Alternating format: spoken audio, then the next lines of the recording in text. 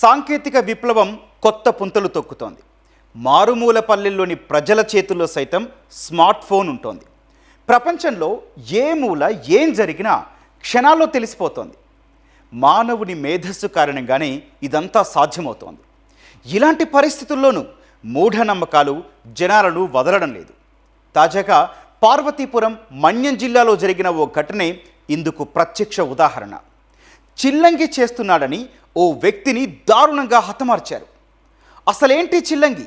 గ్రామంలోని కొందరు కలిసి ఓ వ్యక్తిని ఎందుకు దారుణంగా హతమార్చారు? పోలీసులు ఏమంటున్నారు?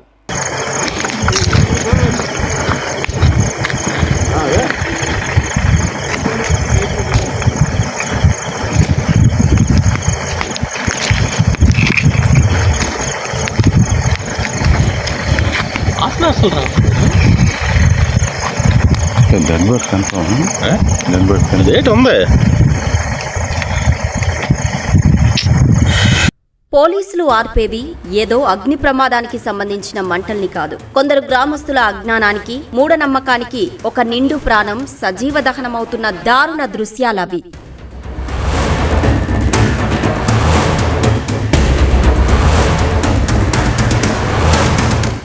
కళ్ళెదుటే భర్తను గొడ్డును బాదినట్లు బాది ఈడ్చుకెళ్లి మంటల్లో వేసి తగలబెడితే ఏం చెయ్యలేని నిస్సహాయ స్థితిలో ఆ భార్య ఉండిపోయింది. మాకే పాపం తెలియదని కాళ్ళా వేళ్లా పడినా నిందితులు కనికరించలేదు. మరింత రాక్షసంగా ప్రవర్తించి ఉసురు తీశారని కన్నీటి పర్యంతమైంది.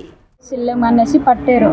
అలాగనేసరికి సిల్లెం కదా అనేసి నిరూపించండి, మాకు పరమాణు ఒట్టులు చేయించండి అనేసి మేము ఆ మాటే అన్నాం సార్.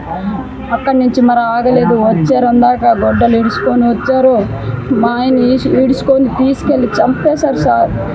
రాత్రికి రాత్రే చంపేసి తగలు పెట్టేశారు సార్. మేమేంటి న్యాయం మాకు ఇవ్వండి అనేసి అడిగాం సార్. న్యాయం చేయండి, మాకు ఒట్లు వేయించండి అనేసి అడిగాం. అంతకు నుంచి మేము ఏం మాట్లాడలేదు. ఆ మాటకే రాత్రి వచ్చి మా ఆయన లోపల ఉన్నోడిని లాక్కొని తీసుకెళ్ళి మరీ నరికేశారు సార్.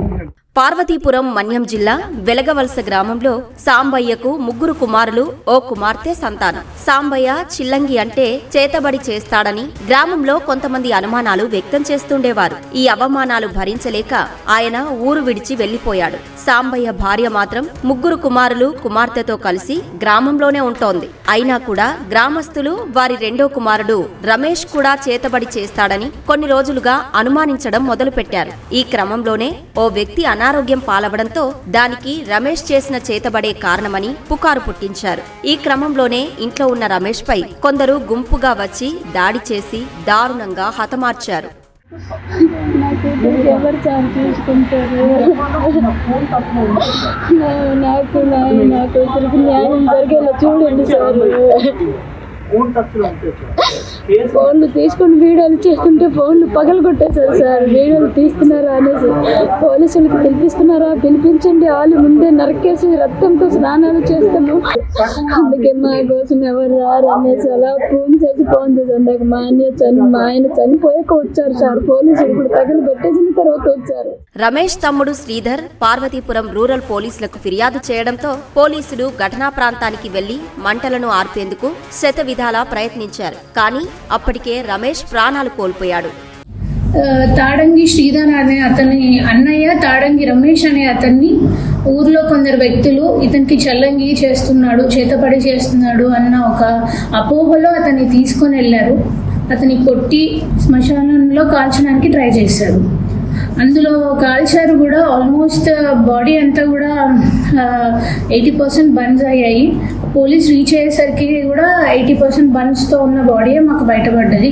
ఆ తర్వాత బాడీని పోస్ట్మార్టంకి, ఇంక్వెస్ట్కి పంపడం జరిగింది. కొందరు గ్రామస్తుల అపోహ వల్లే ఈ హత్య జరిగిందన్న పోలీసులు 16 మంది నిందితులను అరెస్టు చేసి రిమాండ్కు తరలించారు. మరింత మందిని అరెస్టు చేయాల్సి ఉందన్నారు. గోపి అన్న పర్సన్ని హాస్పిటల్లో అడ్మిట్ చేయడం జరిగింది. ఆ పర్సన్కి కూడా ఏదో కళ వచ్చింది, ఇతని వల్లనే చంపారు అన్న ఒకటి రూమర్ అనేది స్ప్రెడ్ చేయడం జరిగింది. ఇప్పటి వరకు మాకు తెలిసింది చేతబడి వల్లే జరిగాయి. 60 మెంబర్స్ని తీసుకున్నామండి. ఇంకా మిగతా వాళ్ళని వాళ్ళ రోల్ ఐడెంటిఫై చేసి వాళ్ళందరినీ కూడా తీసుకుంటాం, అరెస్ట్ చేస్తాం. మారుమూల ప్రాంతాల్లో ఇప్పటికీ మూఢనమ్మకాలు రాజ్యమేలడం విచారించదగ్గ విషయమన్న పోలీసులు ప్రజలకు అవగాహన కార్యక్రమాలు నిర్వహిస్తామన్నారు. ప్రతి ఒక్కరూ మూఢనమ్మకాల నుంచి బయటపడేలా కృషి చేస్తామన్నారు.